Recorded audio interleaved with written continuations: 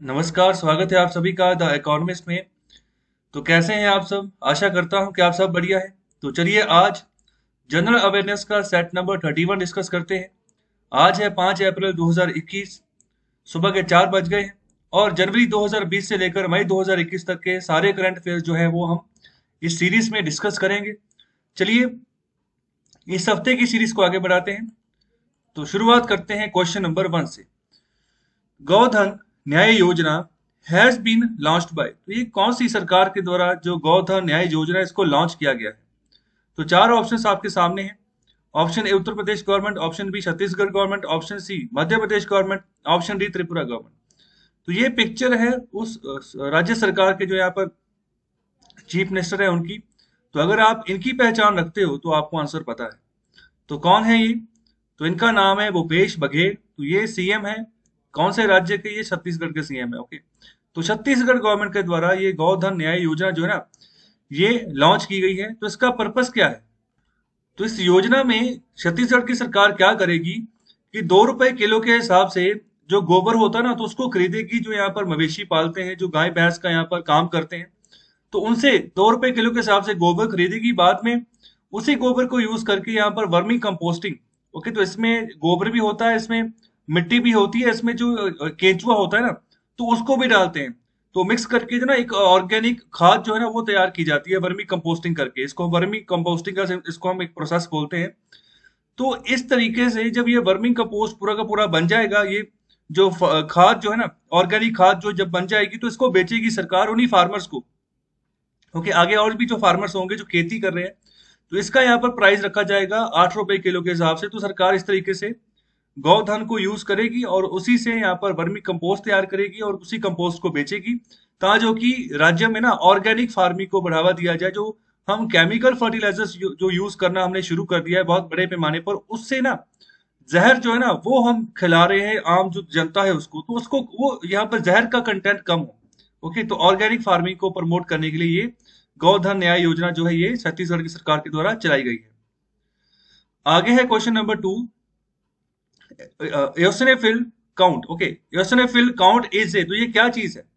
Option A virus, option B blood test, option C skin disease, option D X-ray. तो eosinophil count, तो ये यहाँ पर किस चीज को हम यहाँ पर पढ़ते हैं? तो ये एक तरीके का क्या है ये? इसका सही आंसर है ऑप्शन बी। तो ये एक तरीके का ब्लड टेस्ट है। तो ब्लड टेस्ट में भी यहाँ पर कौन सा काउंट देखा जाता है? तो ये देखो, ये एक तरीके का ना ब्लड ब्लड का ही यहाँ पर सैंपल है। तो यहाँ पर देखो व्हाइट कलर में बहुत सारी चीजें हैं। ओके, तो ये व्हाइट सेल है हमारे ब्लड के अंदर। तो एक रेड सेल होते हैं, एक तो यहाँ पर व्हाइट सेल होते हैं। तो उन्हीं व्हाइट सेल के काउंट बताती है। तो ये इसी यहाँ पर मेजरमेंट को हम यहाँ पर नाम देते हैं आयोसिनोफिल। ओके, आयोसिनोफिल। ओके, तो ये नाम दिया जाता है जब हम व्हाइट ब्लड सेल्स को काउंट करते हैं। ओके, याद रखें। आगे है question number 3। Chattogram and Mongla ports are situated at, चार ऑप्शंस हैं। Option A Myanmar, option B India, option C Bangladesh and option D Sri. तो ये मैप अगर आप आइडेंटिफाई कर लेते हो तो आंसर आपके सामने है। तो देखिए, पढ़िए यहाँ पर कहाँ पर है मोंगला पोर्ट और कहाँ पर है शटोग्राम पोर्ट। तो ये दोनों के दोनों पोर्ट जो है ये बांग्लादेश में पड़ते हैं। ओके, तो ये पर मोंगला पोर्ट है, ये चट्टोग्राम पोर्ट है जो कि यहाँ पर चिटगांव वाले रीजन में पड़ता है। तो भारत यहाँ पर चाहता है कि इन दोनों पोर्ट्स का ये इस्तेमाल करे। तो अभी ये एग्रीमेंट हुआ है तो भारत इस्तेमाल करता है। और इन्हीं पोर्ट्स के थ्रू यहाँ पर अगरतला तक भी जो है ना अप्रोच की जाती है। जो अगरतला है वो त्रिपुरा की कैपिटल है।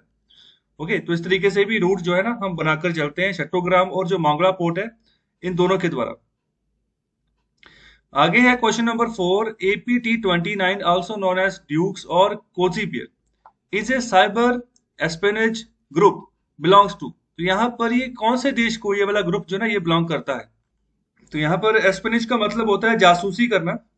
तो जासूसी के लिए यहाँ पर ये साइबर ग्रुप जो है चलाया जाता है, जिसको यहाँ पर कोजी बियर भी कहते हैं। तो कौन से देश को ये बिलोंग करता है? तो फोटो देखकर अगर आपको ये मैप पता है ना कि मैप कौन से रीजन का है तो आप आंसर दे दोगे। ओके, तो ऑप्शन ए है रशिया, ऑप्शन बी है चाइना, ऑप्शन सी है फ्रांस, ऑप्शन डी है साउथ अफ्रीका। तो सही आंसर क्या है इसका? ये मैप किसका है? ये पूरा का पूरा मैप जो है ये रशिया का है। तो ये रशिया से ही ये जो APT29 नाम का जो साइबर यहाँ पर एस्पेनेज जो ग्रुप है ये बिलोंग करता है। तो इसके ऊपर यहाँ पर ना एलिगेशन लगी है कि इसने जो कोविड-19 की वैक्सीन बनाई जा रही है अलग अलग मुल्कों के द्वारा, तो उसमें भी इसने हस्तक्षेप करने की कोशिश की है। जासूसी करने की कोशिश की है कि किस तरीके से जो है ना बाकी की दुनिया जो कैसे वैक्सीन बना रही है, तो हम यहाँ पर किस तरीके से उसको लेकर चले। तो इस तरीके से यहाँ पर ये ग्लोबल लेवल पर जो है ना यहाँ पर एक तरीके से हैकिंग करने की इन्होंने कोशिश की है। और आगे है question number 5, which state in India recently decided to give preference to plasma donors in government jobs. Okay, तो अभी एक राज्य सरकार ने भारत में ये घोषणा की है, ये निर्णय लिया है कि उन लोगों को प्रेफरेंस दी जाएगी गवर्नमेंट जॉब्स में जो यहाँ पर प्लाज्मा डोनेट जिन्होंने किया होगा, तो उसको यहाँ पर सर्टिफिकेट इशू हुआ होता है उस बंदे को। अगर कोई भी गवर्नमेंट जॉब के लिए वो अप्लाई करता है ना, तो प्रायोरिटी यहाँ पर प्लाज्मा डोनर से यहाँ पर बनाई जाएगी। ओके, तो इनसे यहाँ पर मेरिट मेरिट में अगर प्लाज्मा डोनर कोई बंदा है तो उसको यहाँ पर टॉप पर रखा जाएगा। ओके, तो फिर यहाँ पर चांसेस ज्यादा होंगे ऐसे लोगों की गवर्नमेंट जॉब्स पाने के। और इसके अलावा ये भी कहा है यहाँ पर इस देश की इस राज्य सरकार ने, तो इसने कहा है कि अगर किसी और राज्य में से भी कोई अगर आता है ना, तो उसको अगर किसी और राज्य में से इस पर्टिकुलर राज्य में आता है, चाहे किसी भी पर्पस के लिए, अगर वो प्लाज्मा डोनेट करता है, तो उसको यहाँ पर उसका जितना भी ट्रैवल का खर्चा वगैरह होगा, या एयर टिकट वगैरह का जितना भी खर्चा होगा, तो सब कुछ फ्री ऑफ कॉस्ट होगा। वही राज्य सरकार उसका सारा खर्चा उठाएगी। ओके, तो उसको यहाँ पर इस केस में गवर्नमेंट जॉब नहीं मिलेगी। वो सिर्फ और सिर्फ जितना उसका टूरिज्म का यहाँ पर खर्चा होगा, सारा का सारा ये सरकार उठाएगी। लेकिन जो उस राज्य के वसनीक है, ओके, डोमिसाइल है, तो उनको यहाँ पर गवर्नमेंट जॉब्स में प्रेफरेंस दी जाएगी अगर उन्होंने प्लाज्मा डोनेट किया। तो प्लाज्मा है क्या? तो देखो, हमारा जो ब्लड है ना, तो ब्लड में ही एक कंटेंट आता है, तो ये इसका येलोइश कलर होता है। ओके, तो ब्लड में से ही इसको सेपरेट किया जाता है, तो इसका कलर बिल्कुल येलो होता है। ये आप यहाँ पर पिक्चर में देख सकते हो। तो ये प्लाज्मा है। ओके, तो इससे भी यहाँ पर ना जिन लोगों में प्लाज्मा की कमी है, ये एक तरीके का तरल पदार्थ होता है हमारे ब्लड में ही। तो जितना हमारा खून होता है उसका 55% जो है ये येलोइश मटेरियल ही होता है। ओके, जो कि सर्कुलेट करता है हमारी बॉडी में। तो इससे यहाँ पर ये चीज लगाई जा रही है कि जिससे अंदर प्लाज्मा कंटेंट अच्छा खासा है ना जिसके ब्लड में, तो वो कोविड-19 से अच्छी तरीके से उनके अंदर इम्यून सिस्टम बन जाता है, तो वो यहाँ पर मुकाबला कर लेते हैं कोविड-19 का। तो अभी इसको पर्टिकुलरली भी यहाँ पर जो ना डोनेट यहाँ पर लोग कर रहे हैं, और यहाँ पर इसका इस्तेमाल भी किया जा रहा है उन लोगों में जिनमें प्लाज्मा की कमी है जिनके ब्लड में। ओके, तो ये अभी कौन सा राज्य है जो कि गवर्नमेंट जॉब्स में प्लाज्मा डोनर्स को जो है ना प्रेफरेंस देगा, प्रायोरिटी देगा? Option A West Bengal, option B Punjab, option C Assam, option D Rajasthan. सही आंसर बताएं। सही आंसर है ऑप्शन सी, असम। आगे है question number 6, Melghat tiger reserve is located the at the Amravati district of. Okay, तो ये अमरावती डिस्ट्रिक्ट है, तो ये कहां पर पड़ता है आपको ये पता होना चाहिए। चार ऑप्शंस आपके सामने है। Option A Maharashtra, option B Karnataka, option B Telangana, option D Andhra प्रदेश।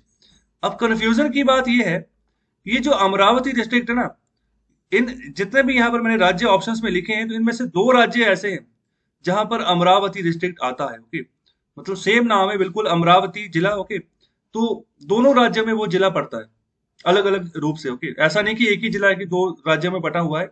उस एक राज्य का अपना पर्टिकुलर अलग है, दूसरे का अलग है। ओके, तो अभी ये कौन सा राज्य है जहां पर मेलघाट टाइगर रिजर्व पड़ता है? मेलघाट टाइगर रिजर्व, तो वो उस राज्य का पहला टाइगर रिजर्व भी है। तो सही आंसर है इसका महाराष्ट्र। ओके, तो महाराष्ट्र का जो अमरावती रीजन है, जो महाराष्ट्र का विदर्भ रीजन है, तो विदर्भ रीजन का ये दूसरा बड़ा शहर है। पहला बड़ा शहर वो नागपुर है। ओके, दूसरा बड़ा शहर ये अमरावती है।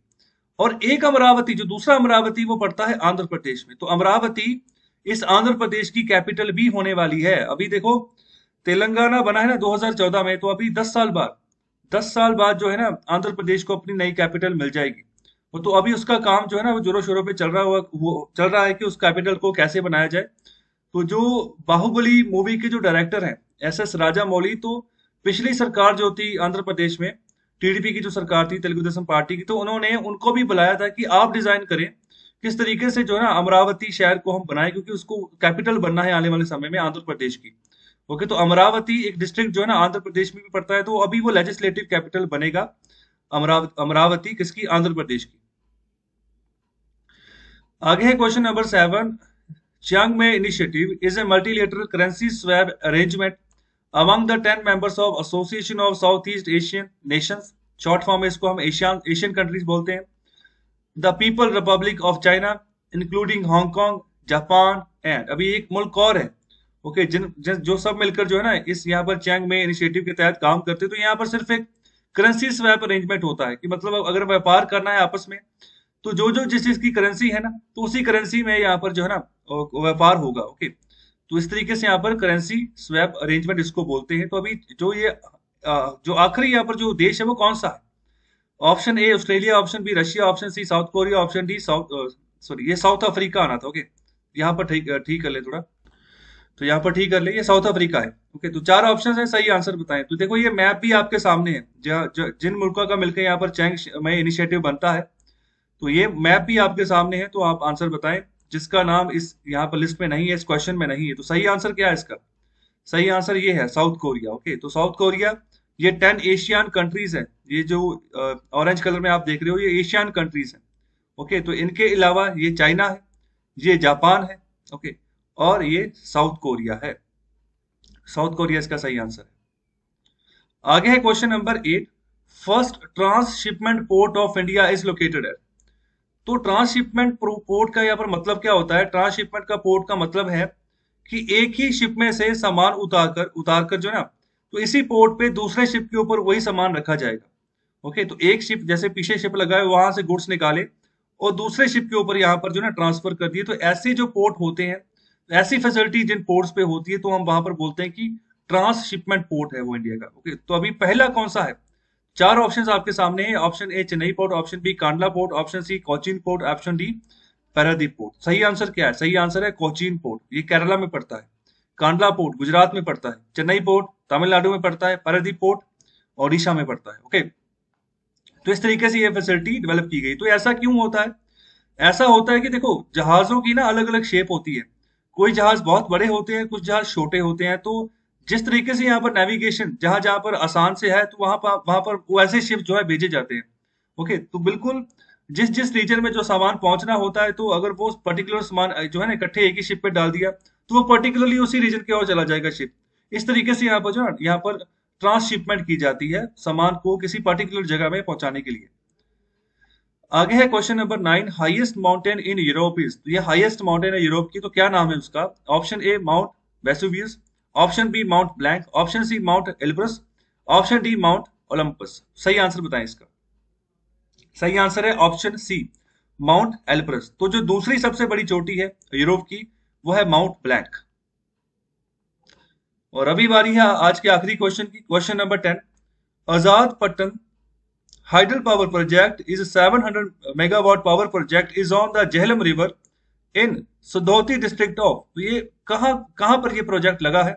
ओके, तो अभी चार ऑप्शंस आपके सामने हैं। Option A India, option B Pakistan, option C China, option D Nepal. तो सही आंसर बताएं इसका। इसका सही आंसर है पाकिस्तान। तो जो पाकिस्तान का जो ऑक्यूपाइड कश्मीर है ना, तो उस रीजन में ये जो है आजाद पट्टन हाइडल पावर प्रोजेक्ट लगाया जाएगा। तो चाइना की मदद से ये लगेगा। तो चाइना के द्वारा बहुत बड़ी पैमाने पर इन्वेस्टमेंट है पाकिस्तान में। तो उसी के चलते जो है ना सीपेक का निर्माण जो है चाइना कर रहा है। चाइना पाकिस्तान इकोनॉमिक कॉरिडोर इसका नाम है। तो जो चाइना का शिनजियांग जो स्टेट है, जो कि पीओके के साथ टच करता है, तो वहां से सड़क निकलेगी और जाएगी ग्वादर पोर्ट तक। तो ग्वादर यहाँ पर जो है बलोचिस्तान में ये एरिया पड़ता है। ओके, तो वहां तक ये पोर्ट बना रहे हैं। तो पूरा का पूरा एक सिनेरियो क्रिएट किया जा रहा है चाइना की तरफ से कि चाइना किसी न किसी तरीके से अरेबियन सी में पहुंचे। ओके, तो अरेबियन सी तक वो पहुंचेगा पाकिस्तान की मदद से। ओके, तो इसी तरीके से यहाँ पर लोन बांट रहा है चाइना पाकिस्तान को। तो पाकिस्तान चाइना से लोन लेकर इन्वेस्टमेंट करे जा रहा है। तो काफी सारे देश ये भी कह रहे हैं कि इस तरीके से चाइना पाकिस्तान को भी डेट ट्रैप में फंसा लेगा, जैसे उसने श्रीलंका को ऑलरेडी फंसा लिया है। ओके, तो श्रीलंका का जो हम्बन टोटा पोर्ट है वो श्रीलंका को मजबूरन अभी 99 ईयर्स के लिए चाइनीज कंपनीज को लीज पे देना पड़ रहा है। ओके, क्योंकि लोन बहुत ज्यादा उठा लिया, अपनी जीडीपी से 3 गुना ज्यादा लोन उठा लिया श्रीलंका ने। और यहाँ पर बड़े पैमाने पर इन्वेस्टमेंट करती एयरपोर्ट्स के ऊपर, रोडवेज के ऊपर, पोर्ट्स के ऊपर, खासतौर पर जो हम्बन टोटा रीजन था वहां पर। तो ये सोच के कि वहां पर जब इंडियन ओशन में से शिप गुजरेंगे तो उस पोर्ट पर जो है स्टे करेंगे, लेकिन किसी ने स्टे नहीं किया और बहुत कम यहाँ पर जहाज लगे, तो रेवेन्यू कुछ भी नहीं आया, जिसके चलते वापस पैसा कर नहीं पाए, जिसके तहत उन्होंने 99 ईयर्स के लिए हम्बन टोटा पोर्ट ही चाइना को लीज पे दे दिया। तो बिल्कुल इसी तरीके से पाकिस्तान के ऊपर भी काफी यहाँ पर कर्जा है चाइना को जिसने पे करना है। जिस तरीके से यहाँ पर सिनेरियो बन रहा है, तो ऐसा ही लग रहा है कि पाकिस्तान भी बहुत जल्दी डेट ट्रैप में फंस जाएगा। तो कैसा लगा आर्टिकल? तो लाइक एंड शेयर जरूर करें, चैनल को सब्सक्राइब करें। बहुत बहुत शुक्रिया, धन्यवाद।